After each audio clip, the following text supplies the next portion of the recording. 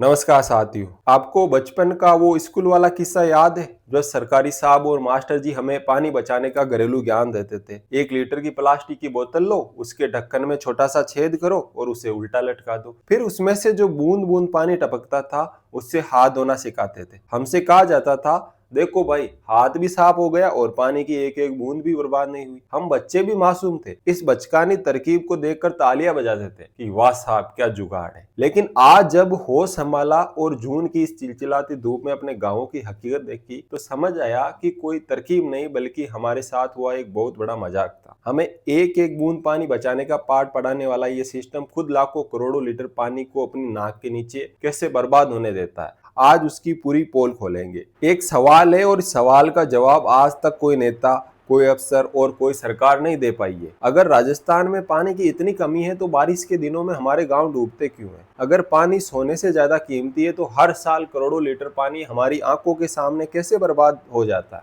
और क्यों बर्बाद हो जाता है? जरा सावन का महीना याद कीजिए। गांव की गलियां दरिया बनी हुई थी, नाले उफान मार रहे थे, बच्चे घुटनों तक पानी में स्कूल जा रहे थे। उस वक्त हर आदमी यही कह रहा था, बस भगवान अब और मत वर्षा। लेकिन जैसे ही होली बीतती है, वही करोड़ों लीटर पानी जो हमारे खेतों को हरा भरा रख सकता था, जो हमारे कुओं और हेडपंपों को जिंदा रख सकता था, वो हमारी आंखों के सामने लावारिस बनकर बह जाता है। और फिर वही गांव, वही धरती और वही लोग पानी की एक एक बूंद के लिए तरसने लगते हैं। आखिर सिर्फ 6 महीने में ऐसा क्या हो जाता है? क्या आसमान बदल जाता है? नहीं साहब, ना आसमान बदलता है और ना ही धरती बदलती है। बदलता है तो सिर्फ हमारा बर्स्ट सिस्टम बदलता है और हमारी सोच। भगवान हर साल अमृत बरसाता है, लेकिन इस सिस्टम के भूखे भेड़ियों ने उस अमृत को हमारे लिए तबाही और सूखे का जाल बना दिया है। सच्चाई यह है कि राजस्थान में पानी की कमी नहीं है, पानी मैनेजमेंट की कमी है। इसलिए आज बात उस सच की होगी जिसने हमारे गांवों को बारिश में डुबाया और गर्मियों में प्यासा छोड़ दिया। हर साल जयपुर और दिल्ली के एयर कंडीशनर दफ्तरों से ढोल पीटा जाता है कि गांवों के जल संरक्षण के लिए अरबों रुपए का बजट पास हो गया। लेकिन वो बजट जब हमारे गांव की सरहद तक पहुंचता है तो उसे रास्ते में इतने सरकारी गिद्ध नोच चुके होते हैं कि जनता के हिस्से में सिर्फ सूखी धूल बचती है। ऊपर बैठा बड़ा अधिकारी फाइल पर दस्तखत करने की दलाली खाता है, नीचे आता है तो विधायक अपना हिस्सा खींचता है। गाँव में कदम रखते ही सरपंच की नजरें उस पर गड़ जाती है। विकास अधिकारी,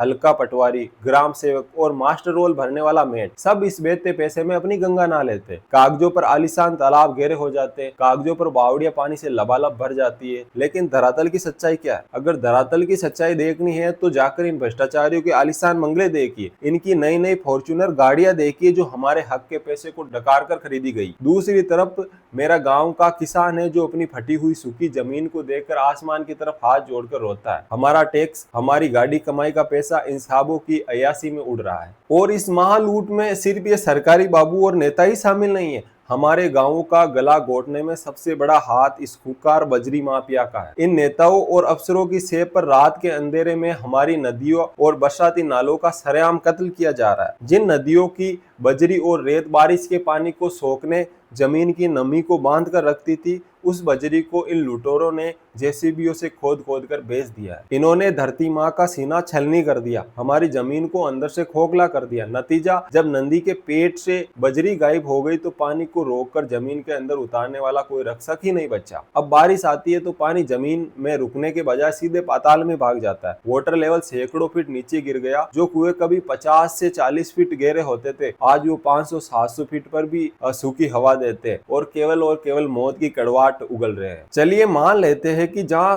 थोड़ा बहुत सरकारी काम हुआ भी, वहां अकल का ऐसा जनाजा निकाला गया कि जिसे देखकर हंसी भी आती है और रोना भी। पानी रोकना एक विज्ञान होता है, ढाल को नापना पड़ता है, लेकिन यहाँ क्या होता है? ठेकेदारों की जेसीबी आती है बिना किसी सर्वे के, जहाँ ठेकेदार का मन किया वहाँ गहरे बेढंग गड्ढे खोदकर छोड़ दिए जाते हैं। मनरेगा के मजदूरों के हाथों में पावड़ा थमाकर कह दिया जाता है, बस खोदो और मास्टर रोल भरो। बरसाती नालों के ठीक बीच में जहाँ पानी का बहाव सबसे तेज होता है, वहाँ ये अकल के अंधे मिट्टी की कमजोर पाले खड़ी कर देते हैं। या फिर जहाँ पानी आने की कोई संभावना ही ना हो, वहाँ पर गड्ढे खोद कर रख दिए जाते हैं। नतीजा, सावन की पहली बारिश में वो बिना दिमाग की बनाई हुई कच्ची पाले ताश के पत्ते की तरह बह जाती है। और कुछ पाले तो ऐसी बना रखी है जहाँ पानी आने की कोई संभावना ही नहीं है। करोड़ों लीटर पानी जो हमारे कुओं को जिंदा रख सकता था वो गांव को डुबोकर बाहर निकल जाता है। बारिश में पूरा गांव डूबा और गर्मियों में पूरा गांव प्यासा। ये कौन सी इंजीनियर है? ये सरकारी पैसे की डकैती है और हमारे भविष्य का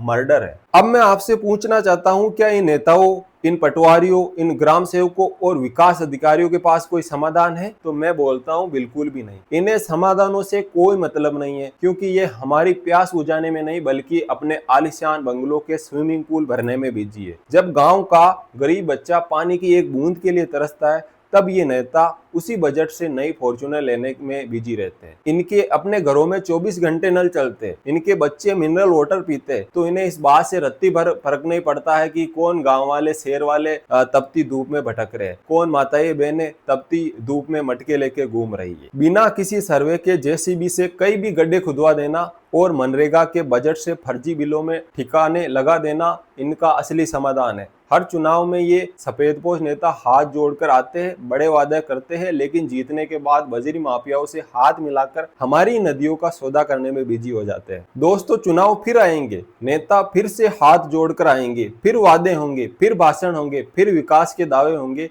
लेकिन इस बार जब कोई नेता आपके दरवाजे पर वोट मांगना है तो उससे सिर्फ एक बात पूछिए, पिछले 5 साल में गांव का पानी कहाँ गया? बारिश का वो पानी कहाँ गया जो हमारे कुओं को भर सकता? वो बजट कहाँ गया जो जल संरक्षण के नाम पर आया था? और अगर सब कुछ ठीक चल रहा है तो आज भी हमारी माताएं मटके लेकर क्यों घूम रही है? मैं जवाब नहीं दूंगा, आप खुद सोचिए। अगर बारिश में गांव डूबता है और गर्मियों में प्यासा मरता है तो आखिर गलती किसकी है, भगवान की या सिस्टम की? अगर अरबों रुपए खर्च होने के बाद भी पानी नहीं बच रहा है, जिम्मेदारी किसकी है? और सबसे बड़ा सवाल, क्या अगले चुनाव में भी हम वही गलती दोहराएंगे या इस बार पानी का हिसाब मांगेंगे? सोचिएगा जरूर, क्योंकि बारिश का पानी जब सड़क पर बहकर जाता है तो उसके साथ सिर्फ पानी नहीं बहता, शायद हमारे गांव का भविष्य भी बह जाता है। जय हिंद साथियों।